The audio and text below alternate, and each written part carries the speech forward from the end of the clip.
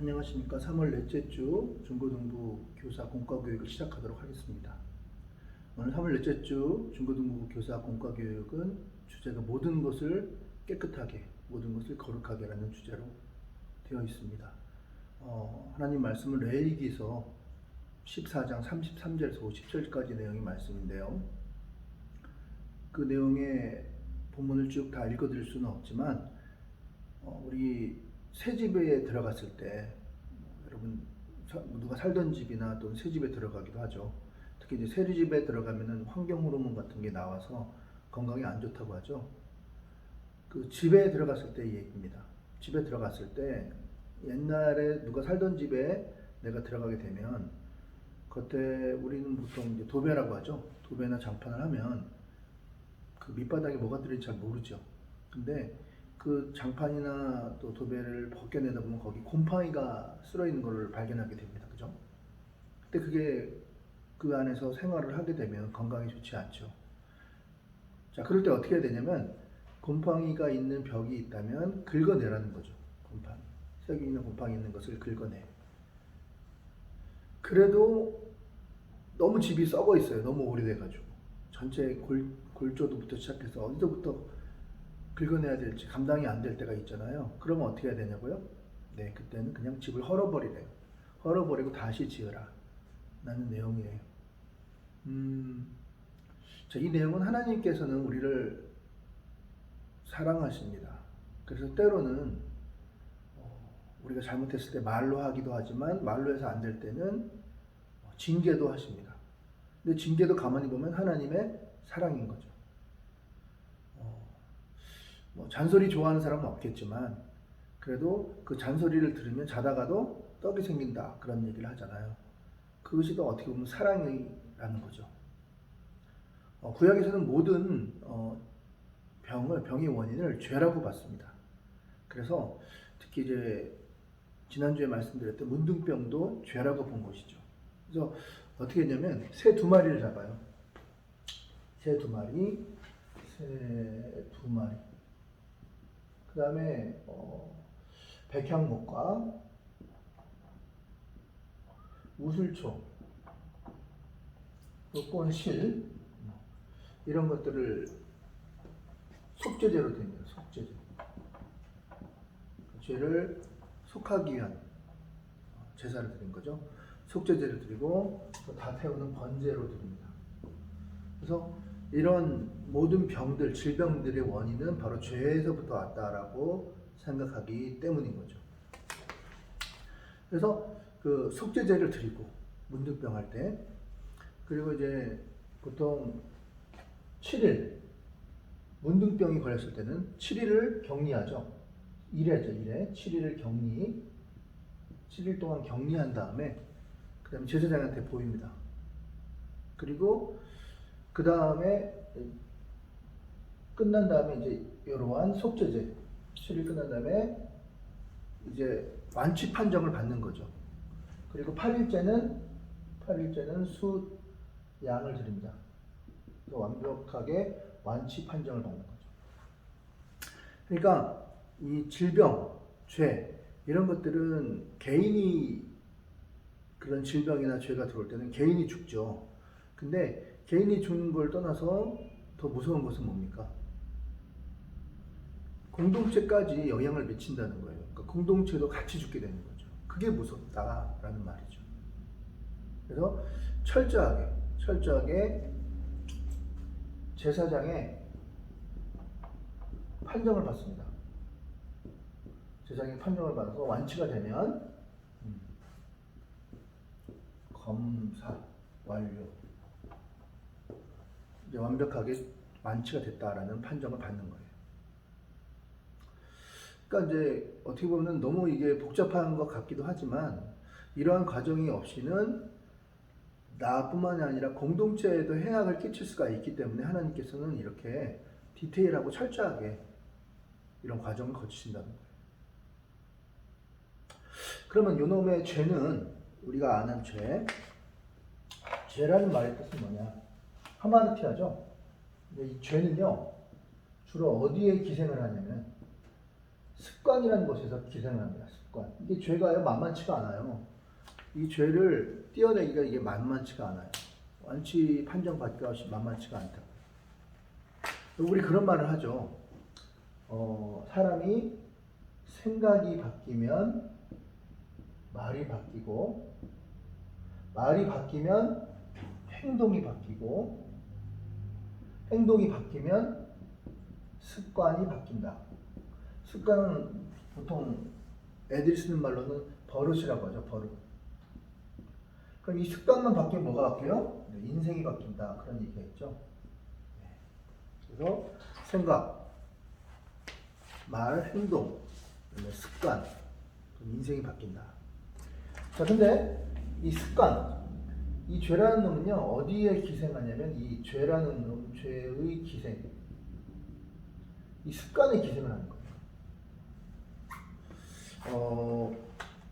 제가 이전 교회에 있을 때요, 한 1000명 넘는 교회에 있었거든요. 제가 주로 했던 사역이 뭐였냐면, 뭐 새생명 대축제, 뭐 전도 대축제 그런 거 할 때 제가 그런 걸 다 기획을 하고, 특히 이제 강사님들을 모셔와요. 주로 연예인들을 많이 모셔왔거든요. 연예인들을 모셔다가 저희는 목장이라고 그랬기 때문에 그 목장별로 이제 몇 명씩 전도를 해라 할당을 해주고, 그 목장에서 이제 계속해서 이제 12주로 이제 처음에 이제 뭐 그 새신자한테 관계전도라 그러죠. 관계전도에서 이제 좀 잘해주고 뭐 호의를 베풀고 그러다가 이제 우리로 말하면 구역예배죠. 구역예배를 뭐 초청하기도 하고, 그러면 계속 뭐 밥도 같이 먹고 또 뭐 여러 가지 잘해주는 그런 프로그램이 있어요. 그래서 마지막 주에는 뭘 하냐면은 새생명 대축제를 해요. 새생명 대축제를 해서 그러니까 연예인들을 모셔다가 이제 그분들을 이제 목장이라 그랬거든요. 저희는요. 목장 이런 게 아닌 다른 곳에서는 목장에 잘 오기 힘든 분은 그럼 한 번만이라도 나와라. 왜냐면 뭐 밥을 사준다든가 또는 호의를 베풀면은 사람들이 미안한 마음이 있기 때문에 한 번 정도는 들어주거든요. 그래서 마지막 12주 되는 때쯤에는 어떻게 되냐면 새생명 대축제로 이제 다 모셔와요. 모셔와가지고 이제 그 연예인들을 모셔오고 그 연예인들이 집회를 한 다음에 끝나서 이제 담임 목사님 나오셔가지고 영접 기도를 시키고, 그래서 이제 등록을 하고 뭐 이런 식으로 주로 이제 그런 기획을 하고 그런 걸 했었는데요. 제가 이제 그 부분을 담당을 했었어요. 그래서 이제 제가 주로 이제 하는 일은 주로 연예인들 섭외하는 일. 새생명 대축제 이번엔 누굴 모실까? 그래서 연예인들 많이 오셨었어요, 저희는. 그때 이제 뭐 스케줄도 다 맞아야 되긴 하지만 뭐 정선희 씨, 그다음에 조영기 씨라고 또 탤런트가 있거든요. 조영기 씨 분 다 예수님 믿는 사람이잖아요. 그래가지고 이제 모셨던 기억이 나요. 또 여러 연예인들도 많고 뭐 박강성 뭐 이런 분들 모셨거든요. A급 연예인들은 좀 모시기가 힘들고요. 근데 이제 스케줄 되시는 분들 가운데 그렇게 모셔서 연예인들을 모시기도 했는데, 정선희 씨나 이제 조영기 씨를 모셨는데 여러분 아시다시피 이제 정선희 씨도 이제 나중에 안 좋은 일이 터졌잖아요. 그리고 뭐 조영기 씨도 좀 그때 이후로 또 무슨 안 좋은 일이 또 터졌어요. 그래서 그 말씀을 듣고 사람들이 은혜 받고 그랬는데 나중에 또 그런 일이 터지니까 참 강사 섭외는 참 잘해야겠다 하는 생각을 제가 해보게 됩니다. 그러니까 이제 우리가 왜 이런 절차가 중요하냐면요. 아무리 그 사람이 순간적으로 뭐 부흥회 때나 이런 때 은혜를 받고 새 사람이 됐다라고 하더라도 이 습관이 하루아침에 고쳐지는 게 아니거든요. 생각은 바뀌었다 할지라도 이 습관까지 바뀐다는 게 굉장히 쉽지가 않아요. 술을 그렇게 끊는 게 쉬운 게 아니에요. 그리고 또 뭐 학생들 같은 경우에는 그 음란 비디오 이런 것들 계속 보는 거, 이런 게 하루아침에 끊는다는 게 이게 쉬운 일이 아니라는 거예요. 그게 다 습관에 녹아져 있기 때문인 거죠. 그래서 하나님께서는 이러한 절차를 계속해서 지속하시는 그런 이유가 바로 이 습관을 끊어버리기 위해서 어떻게 보면은 검사를 하시는 거예요. 검사를 확인하고 또 검사하고 확인하고.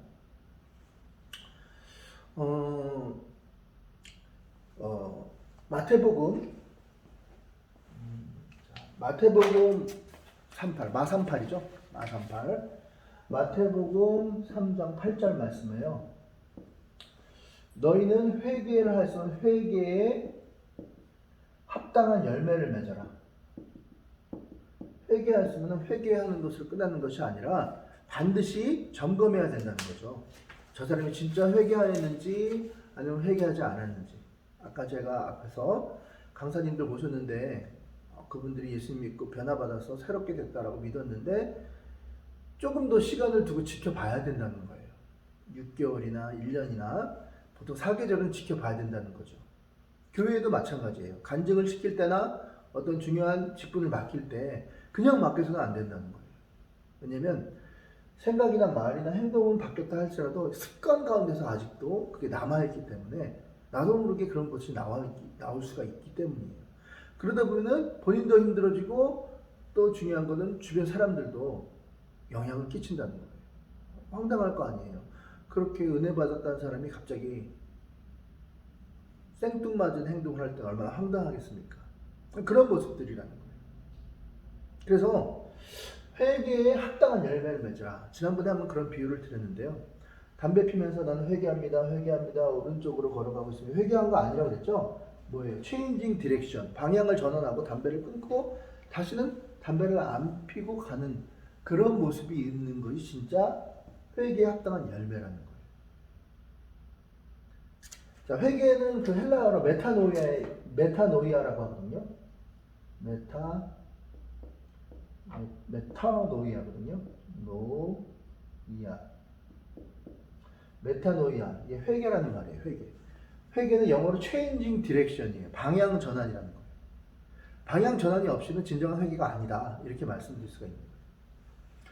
그리고 그 열매라는 말의 뜻은요. 칼포스예요. 칼포스죠.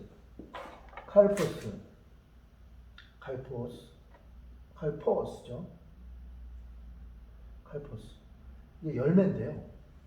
반드시 그 회개가 진정한 회개인지 아닌지는 그 열매를 봐야 돼요. 열매.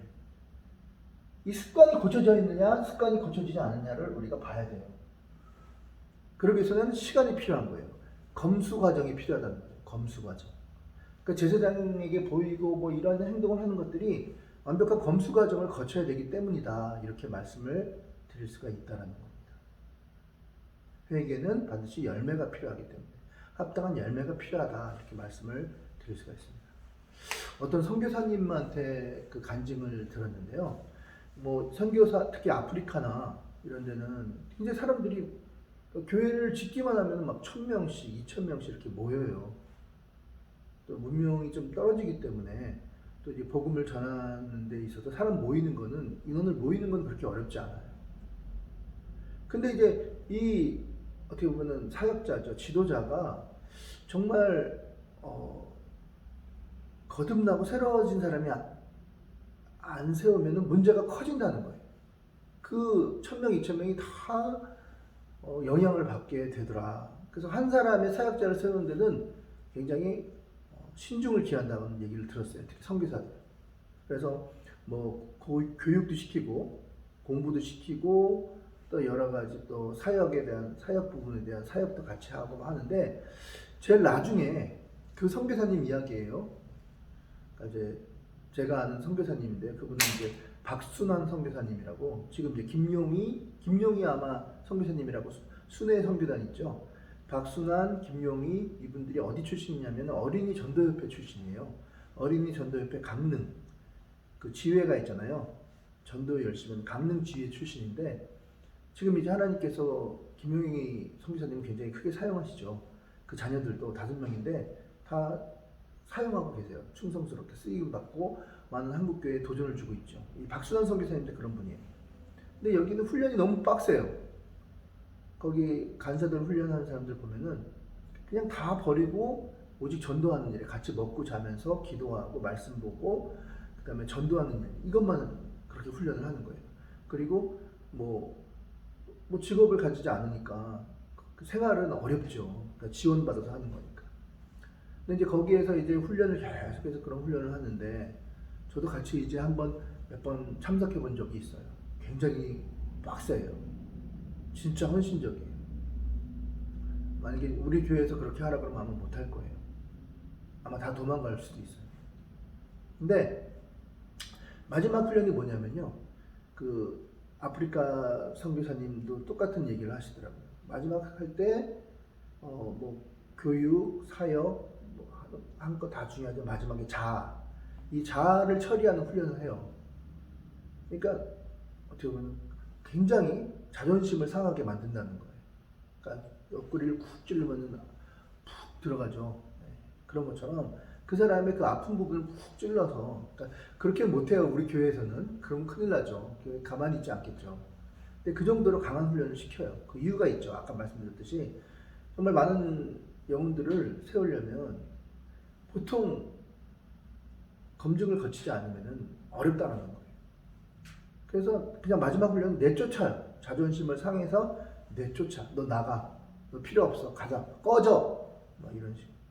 그러면 얼마나 자존심 상해요. 보통 사람들은 나가서 그 단체를 욕하고 그 목사님들을 욕하고 선교사님들을 욕하고 막 그래요.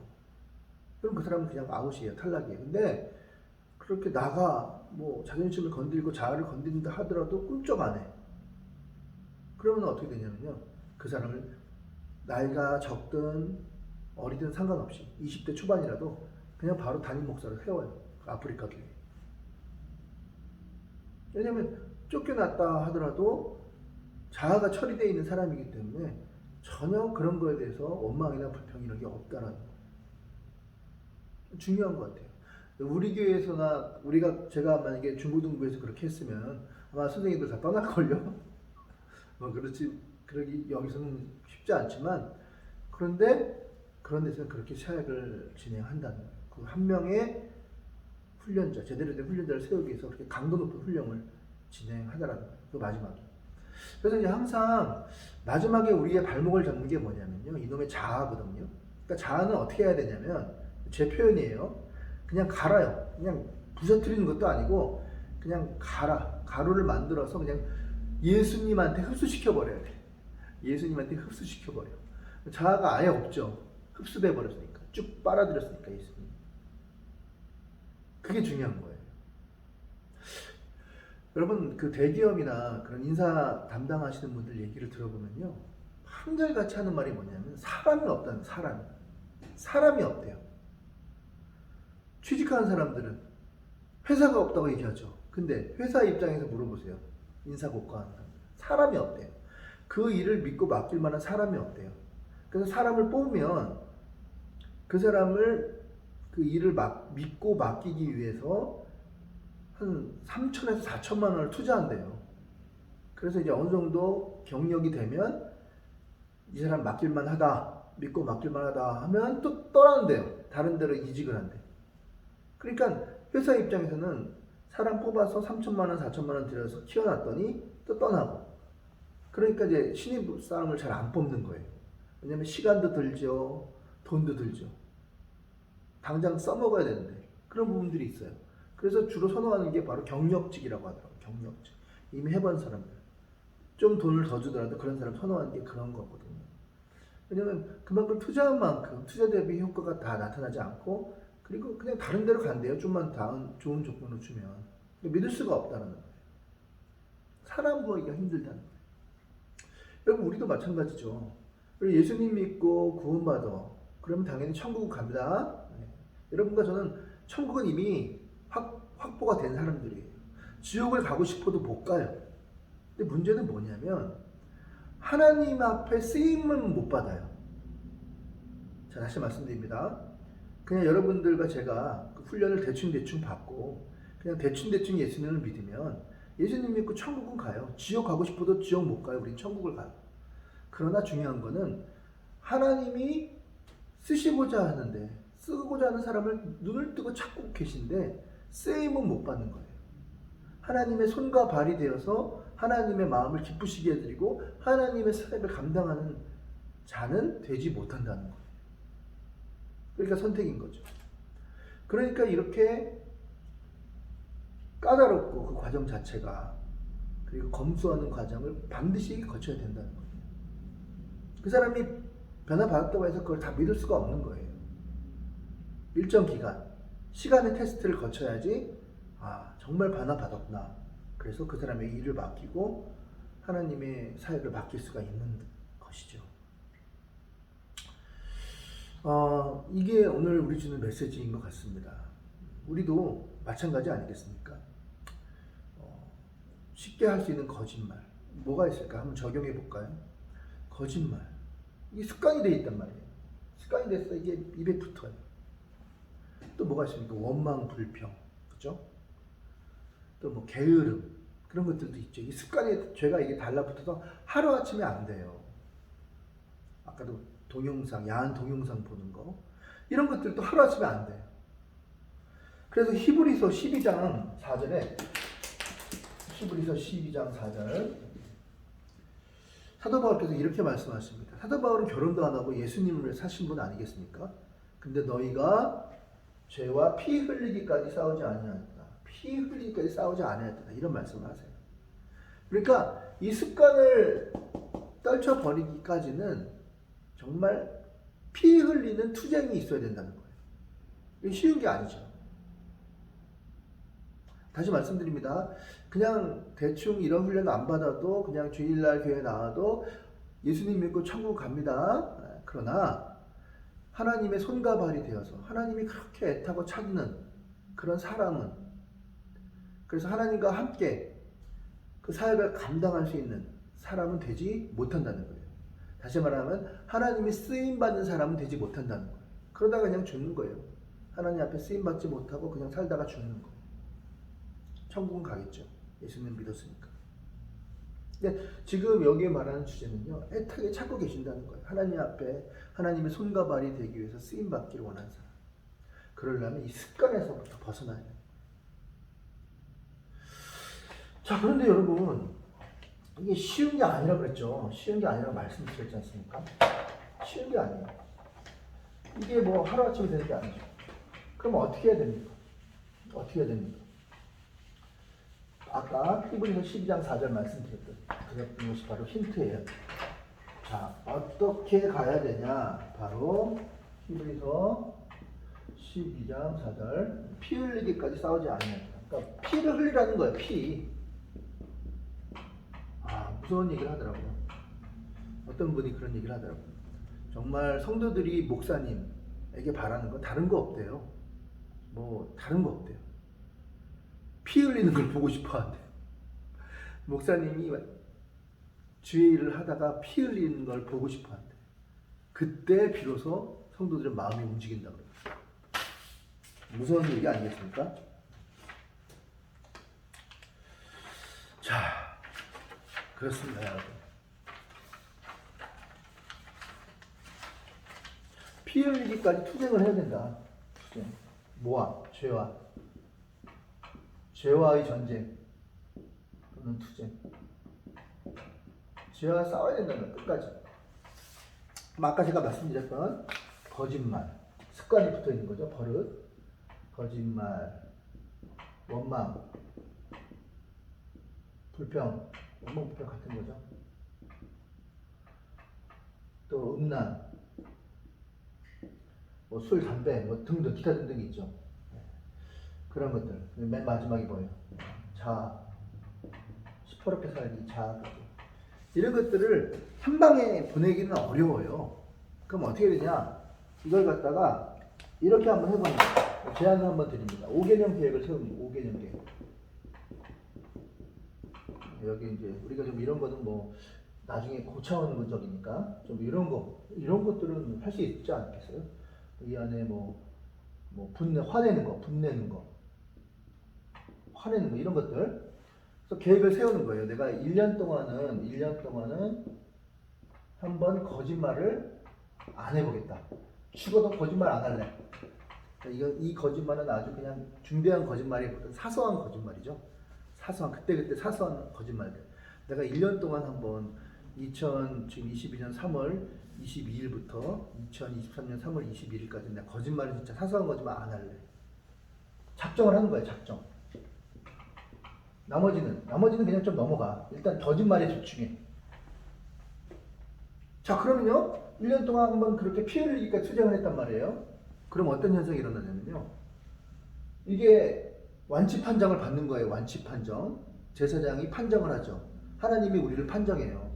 저는 여러분들을 볼 때 제가 뭘 여러분들을 알겠습니까? 그냥 대충 보는 거죠. 근데 하나님은 24시간, 365일 여러분의 생각과 여러분의 행동과 마음과 속도 아시는 분이에요. 그러니까 그분한테 완치 판정을 받는 거예요. 그 완치 판정을 받으면 거짓말을 하는 게 너무 부자연스러운 거야. 그리고 정직한 게 너무 편해. 정직한 게 너무 자연스러운 그런 때가 온다는 거예요. 1년 동안 작정하고 죄와 이 거짓말과 투쟁하는 거야. 전쟁을 해서 하나님한테 완치 판정을 받으시라고요. 그럼 됐죠? 그럼 2년 때는 어때요? 2년째는 이제 다른 거 해보는 거예요. 화내는 거, 분내는 거. 안 할까? 그래서 2023년 3월 22일부터 2024년 3월 21일까지 화 안 내는 거. 투쟁하는 거예요. 안 내고 투쟁하는 거. 화내면 내가 이걸 드리겠다. 속건제를 드리겠다. 속건제식으로 그래가지고 화 한 번 낼 때마다 5만 원씩 헌금하는 거야. 그럼 돈이 아까워서라도 화내기 쉽지 않거든. 그래서 하나님이 완치 판정을 주는 거야. 너 이제 화 안 내는 사람이야. 그럼 이분은 어떤 사람이에요? 완전히 온유한 사람이 되는 거예요. 온유한 사람. 그 사람 따뜻한 사람. 사람들이 가까이 하고 싶은 사람. 사람들이 좋아하는 사람으로 바뀌는 거예요. 인생이 바뀌는 거예요. 이 습관을 바꾸니까. 엄마 불평도 마찬가지예요. 이런 식으로 계획을 세워서 하나하나 잡다 보면요. 정직한 거, 온유한 거 이런 것들이 너무 쉬워지는 거야. 이렇게 되기가 너무 쉬워진다 이 말이에요. 그게 바로 이제 피 흘리기. 사도 바울이 말한 피 흘리기까지 싸우라는 거예요. 죄와 싸우라는 거예요. 투쟁하라는 거예요. 여러분 물론 이게 우리 마음대로 안 돼요. 우리 노력으로 어떤 힘으로 그런 것이 되는 게 아니라 자, 무엇으로 말미암으면 되는 거예요? 이게 내 맘대로 안 됩니다. 그 속죄제를 드릴 때 제사장이 뭘 발라? 그 제사장이 속죄제를 그러니까 내 죄를 대신해서 소나 양을 잡죠. 잡고 죽이죠. 죽인 다음에 뭘 바르냐면 처음에 뭘 바르냐면요. 피를 발라. 첫 번째 피를 발라. 빨간색이 피를 상징하니까 피를 발라. 피를 어디에 바르냐면 여기 귓볼, 오른쪽 귓볼, 엄지손가락, 오른쪽 엄지발가락 여기다 발라. 그 재물을 죽이고 먼저 이제 그 재물에다가 머리에다 손을 얹으면 죄가 그쪽으로 가죠. 내 죄가 속죄하는 거예요. 내 죄가 그쪽으로 갑니다. 그 짐승이로. 그럼 짐승을 죽이죠. 죽인 다음에 그 피를 오른쪽 그다음에 오른쪽 엄지발가락에 바릅니다. 두 번째 이제 뭘 하냐면요. 두 번째는 이제 기름. 자, 기름은 이제 왼손을 딱 들고 왼손에다 기름을 부어. 기름을 부은 다음에 똑같아요. 기름을 왼손에다 부은 다음에 오른쪽 찍어서 오른쪽 귓볼, 엄지, 발가락에 바르는 거예요. 그래서 피와 기름을 바르는 거예요. 자, 피는 뭘 상징하냐면요. 예수 그리스도의 십자가를 의미해요. 예수 그리스도의 십자가. 그러니까 예수 그리스도의 십자가의 피만이 이 죄를 깨끗하게 씻을 수 있는 거예요. 기름은 뭐예요? 이건 성령을 의미해요. 성령. 그러니까 피와 기름이 결국은 어떻게 돼요? 우리의 죄를 속죄한다. 속죄라는 말은 죄를 없앤다는 거죠. 죄를 없애는 거. 깨끗하게. 그러니까 우리의 아까도 말했던 그런 거짓말, 원망, 불평, 음란, 그리고 자아가 죽지 않는 거, 분내는 거, 화내는 거, 욕심, 게으름 이런 죄들을 씻을 수 있는 방법은 이거예요. 예수님의 피와 그 물과 성령처럼 예수님의 피와 기름으로 말미암아 속죄함을 받을 수가 있다라는 거. 그러니까 우리 힘으로 안 돼요. 아까 뭐 5개년 계획 얘기했지만 백날 해보세요. 예수님의 피와 성령 기름이 없으면 안 돼요. 하다가 또 실패하고 또 넘어지고 좌절하고. 그러니까 중요한 거는 먼저 내 힘으로 하지 말고 예수님 십자가 보혈을 의지하고 깨끗하게 씻은 다음에 그다음에 성령을 의지해서 하면 돼요. 가능해요. 내 힘이 아닌 거죠. 그래서 우리 인생의 목표는 결국 뭐가 돼야 되냐? 자, 마지막입니다. 우리 인생의 목표는 자, 예수님 믿고 예수 그리스도를 십자가의 보혈을 믿으면 어디 가요? 천국에 갑니다. 다시 말해서 구원을 받어요. 구원을 받아요. 그러니까 나는 예수님 믿으면 지옥 가고 싶어도 지옥 못 간다니까요. 근데 이것만으로 사는 인생은 굉장히 저급한 인생이에요. 저급한 인생이에요. 너무 아쉬워. 그렇게 잘생기고 그렇게 많은 능력을 가지고 그냥 구원받고 땡? 너무 아쉽죠. 그럼 우리가 지향해야 될 인생은 어떤 인생이 되냐면요. 우리가 지향해야 될 두 번째 인생이에요. 어떻게? 하나님의 손과 발이 돼요.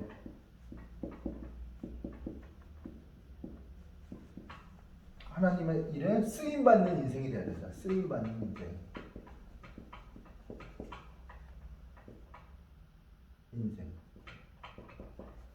그게 뭐예요? 이게 바로 저급한 것이 아니라 고급한 인생이다. 고급한 인생이다. 여기로 가야 돼요. 여기. 이게 아니라 이쪽으로 가야 돼요. 구원받고 땡 끝나는 게 아니에요. 지금 교사에게 왜 해요? 우리 이렇게 살자. 이러기 위해서 하는 거죠. 하나님 앞에 손과 발이 되어서 하나님 사역을 쓰임받는 저와 여러분이 됩시다. 그러기 위해서는 예수 그리스도의 피를 의지하고 성령의 기름을 의지해서 우리의 그 죄를 떨쳐버리고. 자, 죄를 우리가 회개하면 어떻게 된다고요? 죄하고 내가 분리된다고 그랬죠? 우리는 구원받고 죄는 사멸되고 없어지고. 그럼 구원받는 우리는 그 다음부터 뭐 해야 돼요? 하나님 손과 발이 되어서 쓰임받는 인생이 되어야 된다는 거죠. 그것이 우리가 지향해야 될 목표점이다 라는 것을 꼭 기억하시면서 여기에 포인트를 두고 우리 학생들에게 잘 말씀 전하시는 그런 한 주간이 되시기를 주님의 이름으로 축원을 드립니다. 기도하시겠습니다. 아버지 감사합니다. 말씀대로 예수의 피를 의지해서 성령의 기름을 의지해서 우리의 죄를 떨쳐버리고 그리고 구원받음으로 만족하는 것으로 끝나는 인생이 아니라 정말 하나님의 손과 발이 되어서 하나님의 마음을 시원케 해드리고 하나님을 기쁘시게 해드리는 귀한 일꾼들로 쓰임받는 귀한 우리 교사 선생님들 다 되게 도와주셔서 믿고 감사드리며 예수님의 이름으로 기도드렸습니다. 아멘. 감사합니다.